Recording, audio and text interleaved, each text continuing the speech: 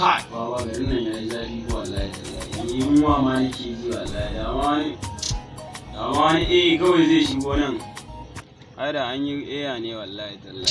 Cincin ga garɗi ga zaƙi cincin. Kowa ya saya sai ya ƙara. Ya mallam magana kake za ka ci daɗi kenan ka gan shi wallahi kyauta ɗaya ba a baka.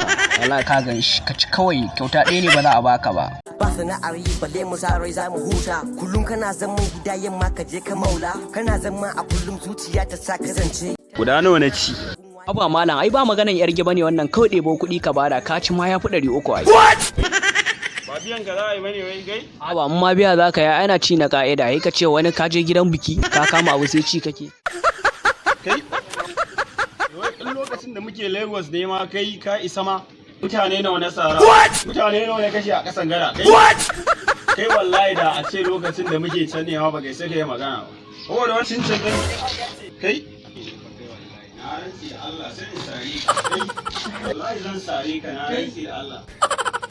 Ga dukkan alamu baka san waye ni ba kutumar dumadu amma yanzu zan nuna maka waye ni karka damu za kawai zaka san waye ni kai waye gai banza ne gai mana amma kai da gani na ba ganai kama da yan iska ba kai barana ma balle kai lalle baka ma san ne ba a banza ma na kashe mutum ko dan ka ga ina talla tsohon mafarauci ne in gaya maka kana wasa baka fito da kuɗin nan ba sai in sare ma kai in sare ma hannu in cire ma ido ba ma za ka miƙo ba kenan sauri ka ban nan